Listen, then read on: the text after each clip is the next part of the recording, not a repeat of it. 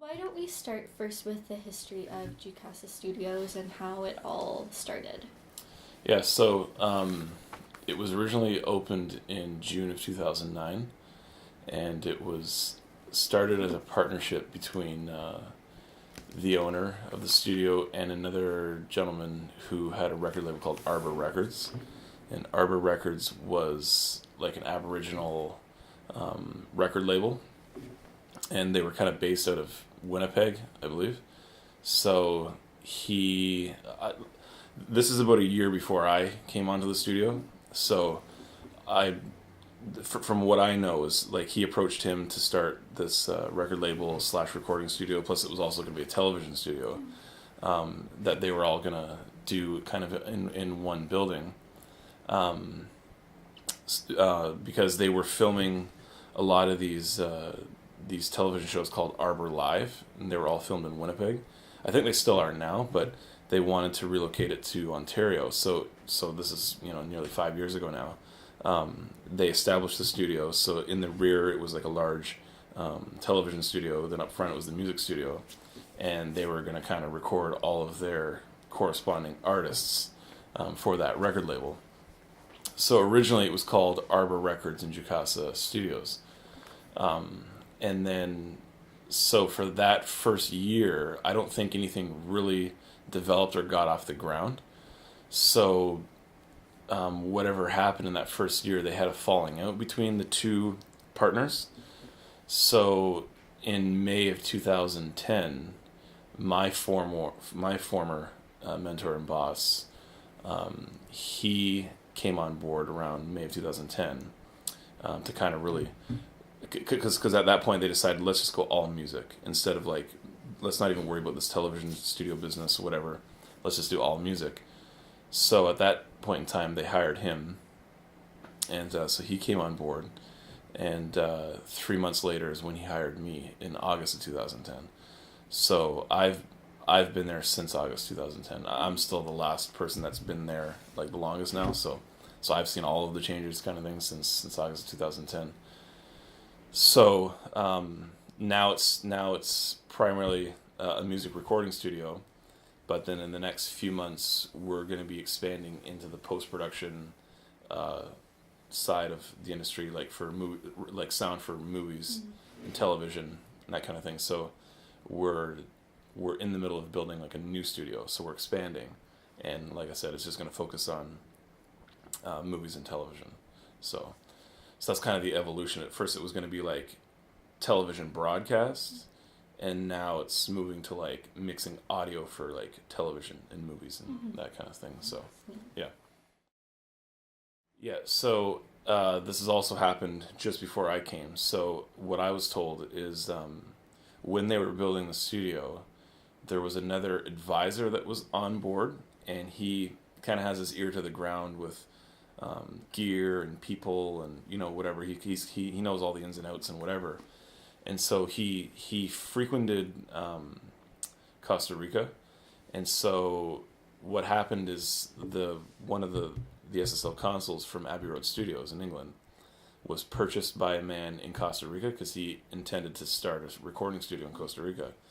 So he had the console wrapped up and shipped to Costa Rica, but apparently it never left the package because he went out of business, or I don't know the exact story, but it ended up not happening. So it just sat idle in Costa Rica, and then this advisor caught wind of it and knew that he'd be able to get it for really cheap.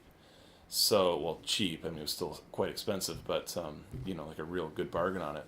So he told the owner and said, "Look, you got to get this board. If you're building this badass studio, you got to get this board." So he said, "Sure." So fly it up. So they flew it up to Canada. So and then that's where it's been ever since. So since 2009, it's been there. Yeah, and it was used in Abbey Road Studios 3 for just over 10 years. So yeah, it's got some history on it and stuff, and I'm still finding like archives of like past clientele that have been in there who've used it and whatever. And the technicians that installed the console said that down inside the middle there's actually like a rest in peace John Lennon, like a little nameplate like down inside. So that's kind of neat. Yeah, that's cool. Yeah. What have been your favorite memories so far working there, or your favorite clients, or any memorable stories that you have? Yeah, there's a lot. There's a lot. So that's really tough. That's a really tough question. I mean, I'll never forget my first one. I mean, working with a band and working with them for 2 months, like straight, coming, fresh out of school, and then straight to working with a client called Protest the Hero for 2 months. I'll never forget that because that was a lot of fun. Because it was just like 6 days a week and just crazy hours, and we all bonded really well, and and in the end, like, we made a great record. It was a lot of fun, and a lot of the best records come out of like just having a lot of fun, and it shouldn't feel like work ever. You know what I mean? So that was a lot of fun. Definitely having some like Snoop Dogg in for a day, and like that was a highlight for sure. That was a circus, and a lot of stuff that I can't really say in the podcast and whatever. And then working with guys like Alexa on Fire and Dallas Green and stuff, and they're total pros. They're probably some of the guys that I've worked with that are just like the most proficient, just efficient guys I've ever worked with in the studio. Just get down to business, get work done, and I can't believe how much work they get done in such a small amount of time. Yes, I mean, those are definitely some highlights. I mean, even working with the Sheepdogs, doing a single with them that eventually, went on to win a Juno. That was pretty neat.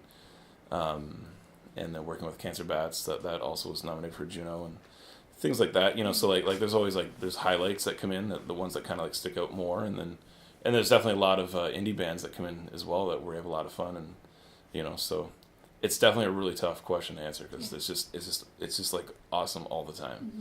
So it's just highlights all the time. It's tough to like pick, like a top 3 or whatever. Mm-hmm. So yeah. The big part, in, as far as when we talk about the history, I think that it took some time for us to understand what it was that we wanted to be about, and in this day and age, sometimes that's tricky. You're placed for hire, and I'll say no, we're not necessarily. We have a leading as to what it is that we want to do, what we want to represent.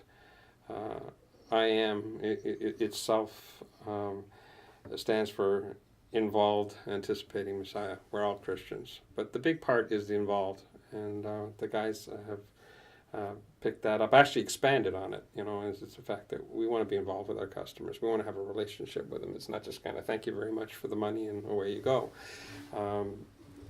When I say about expanding, Jim came out, I don't know, 3-4 years ago now, I guess, when you first made that. I want to do projects with purpose. So, our object is to be able to help people when it comes to their music and even what's happening in their personal lives. And I'll let the guys fill in the rest, because I know both Jamie and Jim have seen that as a result of what that we've done with the community and with the church the guys go to, and that so I believe that's a big part of who we are. Yep, history-wise, I came along, but then I guess about a year later, Jamie came along. Mm-hmm. I was working with his band. Him and his dad had a band. They were recording here, and then it was kind of coming to a point where Jamie had to go back to his day gig because he was working a seasonal job. So I said, hey, quit your job and come out here, work with me in the studio. So he did. Here he is. Yep. I'd say the guys sitting around the table right now, we've all been together for 4+ years at least, probably coming to 5. IAM Studios in its 7th year. Name incarnation, it's probably 7th year. So that's how long we've been kicking it in Brantford. All right. And what type of clientele do you mostly work with? Local artists or? No, not really. I mean, we've done things within the community, and that's the community aspect. I would say that when it comes to some of the full-on projects, they've come from Elmer and Kingston and Sarnia, and so people do travel to us. Again, that's part of relationship. I mean, if we look at Richard certainly sent someone from Kingston down believing this is where they should be. Kira was a result of Jim being online as he tends to be a lot and having a conversation. Why are you going to Nashville? Why don't you come here? And again, all of those things have been kind of interesting in the time that they can take. And at the same time, then we have projects that are like, real in and outs, voiceovers, and it's not like you really establish, a great relationship. No, we still want to be friendly and see how people are. So it's from both the community and from outside. And I think, if the Who wants to get reorganized and come here and record, we're not going to say no. The branching out, it's the branching out in the relationships, and it's kind of us doing our due diligence. Jim found Kira Jade out of Sarnia, Ontario. We found an old client of ours, Rob Carnegie, out of Kingston because of a gentleman named Richard Cleaver, who we had already worked with as my old rock band, working with him in Newmarket. So it's kind of like a lot of the stuff that we recorded in the earlier on stages of IAM Studios was really just because of relationships, really just because of kind of just word of mouth and communication, that having that constant relationship and that constant dialogue going back and forth, and all of a sudden it would be like somebody saying, I'm looking for this, and they'd go, I know who you can talk to, and that's kind of how it all came together. I would venture to say, though, the majority of our continuing business is definitely community-based. Certainly on repeat. Where it comes, it's definitely Brantford-based. It's also in and around the Brantford area.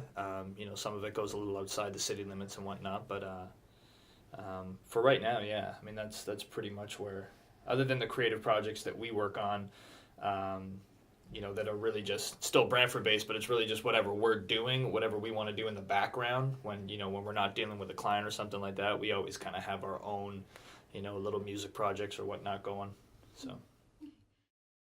Another really great one was just we had a young lady from Brantford named Haley Gale. She was a songwriter who eventually, came up with a decent budget, came in and said, I've got this song, I'd like to record it. We had kind of known Haley a little bit and had some dialogue back and forth with her. And by the time she came in, we laid down a demo with a couple of local studio guys, really great guys that were able to come in and play for her, so a drummer and a bass player.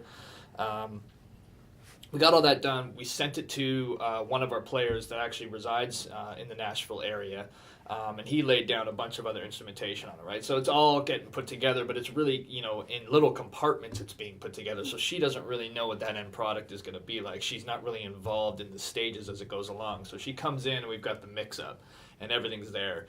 And me and Jim, Jim kind of does this thing, like, you ready? And she's sitting on the couch with her dad behind us.